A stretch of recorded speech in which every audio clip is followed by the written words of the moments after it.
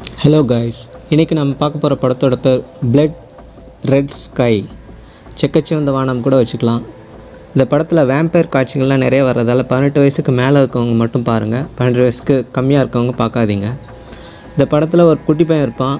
அவங்க அம்மா பேச்சு கேட்காததால் ஒரு பிளேனே காலி பண்ணுறாங்க. அது எப்படிங்கிறது இந்த படத்தை உள்ளே போய் பார்க்கலாம். இதில் ஃபஸ்ட்டு சீன்லேயே ஒருத்தன் கட்டப்பா மாதிரி காட்டுறாங்க. அவர் தான் இந்த குட்டி பையன் பாகுபலி எப்படி காப்பாற்றுறாருன்னு ஓப்பனிங் சீன் இருக்கும். அதாவது என்னென்னா, ஒரு ஃப்ளைட்டை காட்டுவாங்க. ஃப்ளைட் ஆல்ரெடி ஹைஜாக் ஆகிருக்கும். அந்த ஹைஜாக்கான ஃப்ளைட்டில் அந்த பையன் மட்டும் கீழே இறங்கி வருவான். அவனை இவங்க மிலிட்ரி ஃபோர்ஸ்லாம் சேர்ந்து காப்பாற்றி அவனை பத்திரமா ஹாஸ்பிட்டலில் சேர்ப்பாங்க. இதுக்கப்புறமா அந்த ஃப்ளைட்டில் டிரைவர் போஸ்ட்டில் இருக்கவன் வெளியே வரணும்னு நினைப்பான். இங்கே கன்னை வச்சுட்டு அவன்கிட்ட டீலிங் பேசிட்டு இருப்பாங்க. இப்போயே போட்டு தலைவா சொல்லும்பாங்க கட்டப்பாட்டை. அவர் உடனே வெயிட் பண்ணுங்கள் சொல்லிட்டு இருப்பார். அங்கே டிரைவர் சீட்டில் உட்காந்துருக்கிறது நம்ம ஹீரோ, அவன் ஃபரீத்னு பேர். அவன் எப்படியாவது என்னை காப்பாற்றுங்கம்பான். வெயிட் பண்ணு எல்லாரையும் மொத்தமாக காப்பாற்றுறேன்னு சொல்லி கட்டப்பா வெயிட் பண்ணிட்டுருப்பார். அதுக்கப்புறமா என்ன நடக்குதுங்கிறத பாருங்கள். படத்தோட ஓப்பனிங் சீனில் ஹீரோயினை காட்டுறாங்க. இவளுக்கு ஒரு பையன் இருப்பான். அந்த குட்டி பையனை ஒரு ஓரமாக ஏர்போர்ட்டில் உட்கார வச்சுட்டு அவங்க ரெஸ்ட் ரூம் போவாங்க. ரெஸ்ட் ரூம் போயிட்டு கொஞ்சம் நேரம் ஓவராக ட்ரக்ஸ் அடித்தமா மேலேயே பார்த்துட்டு அப்படியே ரெஸ்ட் ரூமில் உட்காந்துருப்பாள். அதுக்கப்புறம் கொஞ்ச நேரம் கழித்து அவள் கையில் வச்சுருக்க ஒரு இன்ஜெக்ஷனை எடுத்து அவர் நெஞ்சிலேயே குத்திப்பாள். இந்த கேப்பில் பார்த்தா இவன் ஸ்பானிஷ் பேசிட்டு ஒரு ஆள்கிட்ட பேசிட்டு இருப்பான். அவன் தான் ஃபரீத்னு அவன் பேர். அவன்கிட்ட கொஞ்சம் நேரம் அவன் பேசிட்டு இருக்க பார்ப்பான். அதுக்கப்புறமா அவங்க அம்மா அந்த பக்கம் வந்தோடனே என் அம்மா வந்துட்டாங்க அப்படின்னு சொன்னால் அந்த ஆளும் ஓகே கமான் அப்படின்னு சொன்னேன். அதுக்கப்புறமா அங்கே இன்ட்ரடியூஸ் பண்ணிட்டு அங்கே ஏர்போர்ட்டில் 2 பேர் ஃப்ளைட்டில் ஜேர்னி பண்ண ஸ்டார்ட் பண்ணுவாங்க.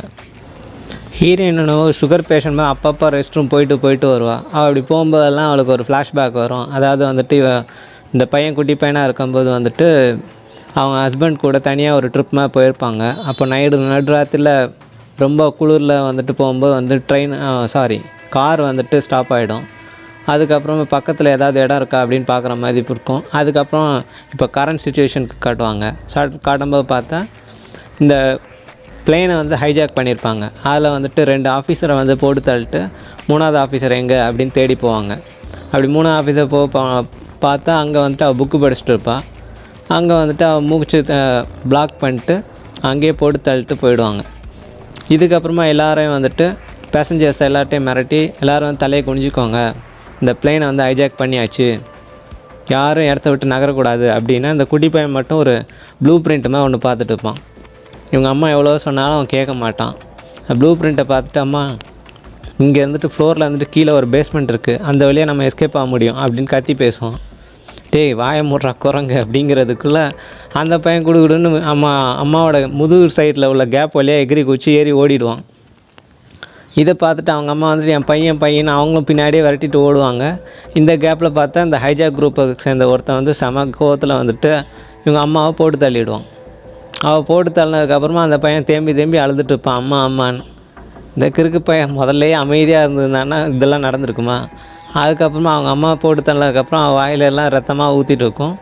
அதுக்கப்புறம் உட்காந்துட்டு அழுதுகிட்டே இருப்பான். இந்த ஹைஜாக் குரூப்பில் இன்னொருத்தன் ஒரு கைண்ட் ஆட்டமாக இருப்பான். அவன் அந்த பையனை தூக்கி பிடிச்சி, நீ வாப்பா நான் உன்னை கொண்டு போயிட்டு சேரில் உட்கார வைக்கிறேன் அப்படிங்கிற மாதிரி அவன் இருந்த சீட்லேயே உட்கார வச்சு கொஞ்ச நேரம் அமைதியாரு, அவசரப்பட்டு எதுவும் பண்ணாத அப்படின்னு சொல்லிட்டு அந்த பையனுக்கு ஆறுதலாக பேசிட்டு போயிடுவோம். இந்த படத்தில் ஹீரோயினை காட்டும் போதெல்லாம் ஒரு ஃப்ளாஷ்பேக் போயிட்டே இருப்பான். அந்த ஃப்ளாஷ்பேக்கை முழுசாக காட்டுறாங்கன்னா அங்கங்கே பிட்டாக தான் ஓடிட்டு இருப்பாங்க. இதுக்கப்புறம் பார்த்தா அவள் ஃப்ளாஷ்பேக்கில் பார்த்தா அவள் அவள் பிள்ளையோட அந்த காரை விட்டு இறங்கி அப்படி இப்படி நடந்து போயிட்டுருப்பா. புருஷன் கார் ரிப்பேருக்கு ஆள் யாராவது பார்த்து கூப்பிட்டு வரேன்னு சொல்லிட்டு போயிருப்பான். போனவன் திரும்பி வந்திருக்க மாட்டான். இவளும் அங்கேயே நடந்து போயிட்டு அங்கே ஒரு தனி வீடு மாதிரி இருக்கும், அது உள்ளே போனால் அங்கே பார்த்தா அவன் புருஷன் ரத்த கலரியாக யாரோ கடித்து கழுத்துலேருந்து கடித்து ரத்தமாக உறிஞ்ச மாதிரி இருக்கும். இவன் அங்கே தப்பிக்கலாம் பார்த்தா ஜன்னலில் சவுண்டு விட்டு பெரிய மிருகம் மாதிரி ஒருத்தன் கத்திட்டு இருப்பான். இவன் போன்னு விரட்ட விட்டால் திடீர்னு பார்த்தா இவன் கையை கடித்து வச்சுட்டு ஓடிடுவான். ஏன்னா அவனுக்கு வெயில் பட்டவன்னா அங்கே இருக்க மாட்டான். வெயில் பட்டாலே செத்து போகிற மாதிரி வேம்பயர்ஸுங்க. இவள் கையை பார்த்தோன்னா இவளுக்கும் அஃபெக்ட் ஆகிடுச்சுங்கிறது அவளுக்கு புரிஞ்சிக்கும். அதுக்கப்புறம் இதுக்கான இன்ஜெக்ஷனு அதுக்கான சொல்யூஷனு அப்படின்னு ஒன்றா இவள் தேடி வச்சுருப்பாள். இதெல்லாம் ஒரு பக்கம் அவன் மைண்டில் ஓடிட்டே இருக்கும். இதுக்கப்புறம் இப்போ கரண்ட் சுச்சுவேஷன் காட்டுவாங்க. இங்கே வந்துட்டு இவன் எந்திரிச்சோன்னே பார்த்தா வாயில் ஆப்பிள் ஜூஸாக கொட்டியிருக்கோம்ல, அதான் ப்ளட்டு. அதுக்கப்புறமா அவள் வந்துட்டு கன்னு ஷாட்டு பட்ட இடம்லாம் வந்துட்டு க்ளோஸ் ஆகிடும்.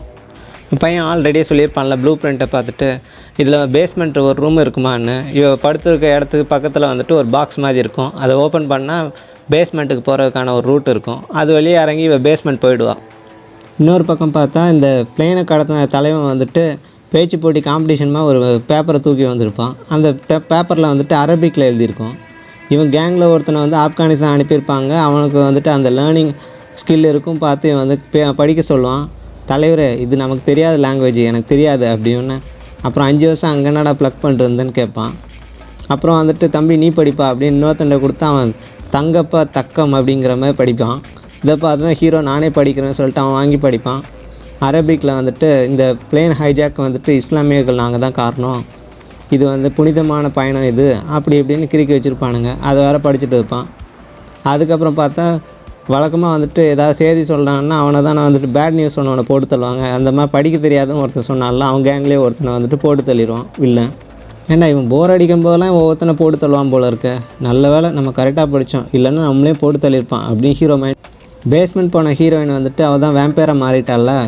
ஸோ அவளுக்கு வந்துட்டு ரத்தத்தை குடிச்சிட்டே இருந்தால் தான் வந்துட்டு எனர்ஜியாக இருக்கும், இல்லைன்னா அவள் வந்துட்டு மயங்கி விழுந்துருவான். அதனால் வந்துட்டு இந்த வில்லன் கூடத்தில் ஒருத்தன் இருப்பான் கீழே பேஸ்மெண்ட்டில், சத்தம் கேட்டு இங்கே வந்திருப்பான். இவங்க என்ன பண்ணியிருப்பாங்கன்னா பிளேன் ஃபுல்லாக வந்துட்டு பாம்பை ஃபிக்ஸ் பண்ணிவிட்டு இவங்க மட்டும் பேராஷூட்டில் எஸ்கேப் ஆகிற மாதிரி பிளான் போட்டிருப்பாங்க. அதுக்குள்ளே இவள் வேம்பேராக மாறி இங்கே வந்துட்டு பேஸ்மெண்ட்டில் வந்துட்டு எல்லாரையும் அடித்து போட்டு இவள் பர்டிகுலர் ஒருத்தனை மட்டும் கடிச்சிட்டு இங்கே மேலே எனர்ஜியாக கூலிங் கிளாஸை போட்டு மேலே வந்துடுவாள். வந்துட்டு பையனை வந்துட்டு காப்பாற்றி இங்கே பைலட்டோட ரூமில் கொண்டு வந்து வச்சுப்பாள். இதை பார்த்தோன்னா வில்லனை வந்துட்டு மரியாதையாக வெளியே வந்துடும், இல்லைன்னா இருக்கிற எல்லாரையும் போட்டு தள்ளிடுன்னு சொல்லிட்டு சாம்பிளுக்கு ஒருத்தனை வந்துட்டு நீ இப்போ கதவை திறக்கல அவனை போட்டு தள்ளுறனா இல்லையாப்பான்னு சொல்லிட்டு அவனை ஷூட் பண்ணிடுவான். அதுக்கப்புறம் வந்து ஒரு வயசு பொண்ணை கூப்பிட்டு வாடா அப்படின்னா, வயசுங்கிற பொண்ணு இதுதான் தலைவர் அப்படின்னு சொல்லிட்டு கூப்பிட்டு வருவான். ஏண்டா நம்ம ஆளுங்க எல்லாமே இப்படி தானே அப்படின்னு சொல்லிட்டு ஒரு குட்டி பொண்ணை வந்து கூப்பிட்டு வந்து, என்னம்மா நீ மட்டும் பேசு, அந்த ஆண்டியை வந்துட்டு வெளியே கூப்பிடு போதும் அப்படின்னு சொல்லி கூப்பிடுவாங்க. பார்த்தா அவள் கடுப்பில் வந்துட்டு வேம்பேராக மாறிடுவான். வேம்பேராக மாறிட்டு கதவை வெளியே வந்தோடனே இவனை வந்து கட்டி பிடிச்சி அவனோட ஆப்பிள் ஜூஸை எடுத்துருவான். கழுத்தை கடித்து ரத்தத்தை உறிஞ்சிருவான். ஹீரோயின் வேம்பேராக மாறினதால் இதை சுற்றி உள்ள வில்லன் ஆளுங்கள்லாம் பார்த்துட்டு அங்கேருந்து தெரிச்சு ஓடி போயிடுவானுங்க. மறுபடியும் அவனுங்கெல்லாம் பேஸ்மெண்ட்டில் போய் ஒழிஞ்சிப்பானுங்க. இப்போ என்ன பண்ணுவான்னா இவன் மட்டும் வெளியே வந்துட்டு ரொம்ப ஆக்ரோஷமாக பயங்கரமாக வந்துட்டு மறுபடியும் அவனை வந்து வில்லனை வந்துட்டு கழுத்தை கடித்து ரத்தத்தெல்லாம் உறிஞ்சி குடிச்சிட்டு வைப்பான். இதை பார்த்துட்டு மற்றவங்களாம் பயப்படுவாங்க, பேசஞ்சர்ஸாக இருக்கவங்க. மற்றவங்க யாருக்கும் அஃபெக்ட் பண்ணாத மாதிரி இருக்கிறதுக்கு இவன் வந்துட்டு இவளை கண்ட்ரோல் பண்ணுறதுக்கான இன்ஜெக்ஷனை போட்டுப்பா அடிக்கடி. வில்லன் குரூப்பை சேர்ந்தவன் வந்துட்டு கையில் ஒரு கட்டையை வச்சுட்டு இவளுக்கு நல்லா வாங்குவான். ஏன்னா இவளுக்கு வந்து எனர்ஜி கம்மியாக இருக்கும்போது போட்டு அடின்னு அடித்து அவள் கழுத்தில் இன்ஜெக்ஷனை விட்டு இவளோட ப்ளட் சாம்பிள் மேலே கொஞ்சம் எடுத்து வச்சுப்பான். எங்கள் அம்மாவை விட போறியா இல்லையா அப்படிங்கிற அந்த குட்டி கொஞ்சம் பையன் வந்து கையில் கன்னை வச்சுட்டு மிரட்டுவான். இதை பார்த்து வில்லன் குரூப்பை சேர்ந்தவன் அவன் என்ன பண்ணுவான்னா கன்னை பிடுங்க ட்ரை பண்ணுவான். அதுக்குள்ளே இவன் கன்னை ட்ரிகரை ப்ரெஸ் பண்ணி விட்டதால் கன் ஷார்ட் ஆகிடும். அது பிளெயினோட ஒரு கண்ணாடியில் பட்டு கண்ணாடி உடஞ்சி வெளியே இருக்க காற்றுலாம் உள்ளே சல்லுன்னு தாடிக்கும். எல்லோரும் பயங்கரமாக வந்துட்டு மூச்சு காற்று விட முடியாதபடி கஷ்டப்பட்டுட்டு இருப்பாங்க. ஏர்போர்ட்டில் இந்த பையன் ஒருத்தன் கூட பேசியிருப்பான்ல, அவனும் ஃப்ளைட்டில் ட்ராவல் பண்ணுவான்.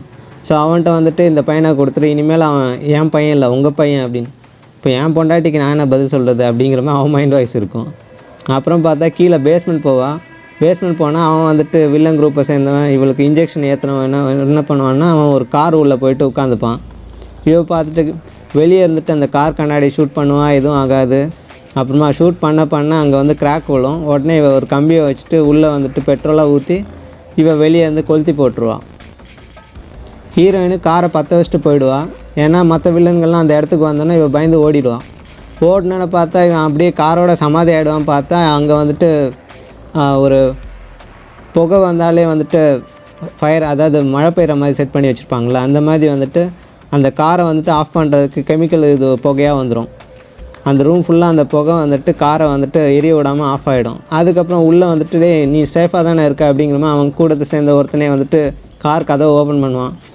அவனை கப்புன்னு உள்ளே இழுத்து அவன் கழுத்தை கடித்து அவன் ரத்தத்தை உறிஞ்சி இவன் வந்துட்டு வேம்பராக மாறிடும். இவன் உள்ளே கார் உள்ளே இருக்கும்போதே இவள்கிட்டருந்து எடுத்த இன்ஜெக்ஷன் அந்த பிளட்டை வந்துட்டு இவனுக்கு ஏற்றிப்பான். ஸோ இவன் வேம்பராக மாறிடுவான். இவன் வேம்பராக மாறிட்டு இந்த ஃப்ளைட்டே ஒரு வழி பண்ணுவான். அப்புறம் பேய்க்கும் சண்டைங்கிற மாதிரி வேம்பயருக்கும் பயங்கர சண்டையாக போகும். அதில் வந்துட்டு இந்த அம்மாக்காரி வேம்பயரை வந்துட்டு அதான் ஹீரோயினோட கழுத்தை வந்துட்டு இப்போ ரீசெண்டாக வேம்பயராக மாறின வில்லன் வந்துட்டு கழுத்து கடித்து குதறிடுவான். அதில் வந்துட்டு இவளுக்கு வந்துட்டு இந்த இவளோட கண்ட்ரோலில் இருந்தால அதெல்லாமே போயிடும். இவளும் ஒரு பயங்கரமான வேம்பயரை மாறிடுவான். யாருனாலும் கடித்து சாப்பிட்ற மாதிரி போயிடுவான். இருந்தாலும் இவள் மயக்கம் போட்டிருப்பா. ஏன்னா இவளுக்கு வந்து ரத்தம் குடித்தா தான் இவளுக்கு ஸ்ட்ரென்த்தே வரும். இவள் மயக்கம் போட்டு விழுந்தோன்னே அந்த கேப்பில் வந்துட்டு குட்டி பையன் மறுபடியும் வந்துட்டு அவங்க அம்மாவை காப்பாற்றணுங்கிறதுக்காக கன்னை எடுத்து அந்த வில்லனை வந்து போட்டு தள்ள போகிறேன் அவன் பின்னாடியே நடந்து போவான். அவனும் முன்னாடியே வருவான். அந்த கேப்பில் இவன் என்ன பண்ணுவான்னா எந்திரிச்சு அவனை வந்துட்டு ஃப்ளைட்டோட டோர் வந்துட்டு ஓப்பன் பண்ணிப்பான். ஏன்னா இவன் கையில் வந்துட்டு ஒரு ரிமோட் இருக்கும் அந்த குட்டி பையன் பையில். அந்த பையன் வந்துட்டு ஏதாவது ஒரு பட்டனை அழுத்தானா ஒவ்வொரு அங்கங்கே பாம்பு ஃபிக்ஸ் பண்ணதுக்கெல்லாம் வெடிக்கும். ஸோ இவன் ஃபிக்ஸ் பண்ண ஒரு பட்டனை அழுத்துவான். இவன் கன் ஷாட்டில் அவன் வெளில வந்துட்டு விரட்டிட்டு வரும்போது ஃப்ளைட்டோட சைடு டோர் ஓப்பனில் இருக்கிறதால பின்னாடி வந்துட்டு இவன் மயக்கம் போட்டு கீழே வந்து எந்திரிச்சு தான் பிள்ளையை காப்பாற்றணுங்கிறக்காக அந்த வில்லனை வந்துட்டு தள்ளி விட்ருவான். அந்த டோர்லேருந்து தொங்கிட்டு அவன் போயிடுவான். இதுக்கப்புறம் என்ன ஆகும்னா இவன் மறுபடியும் மயக்கம் போட்டு வந்தோன்னா இவன் வந்துட்டு இவன் கையில் உள்ள அந்த குட்டி பையன் அவன் கையில் உள்ள பிளட்டை வந்துட்டு கையை கொஞ்சம் கட் பண்ணி அதோட பிளட்டை எடுத்துகிட்டு அவன் அம்மா வாயில் வந்துட்டு கொஞ்சம் நேரம் வைப்பான்.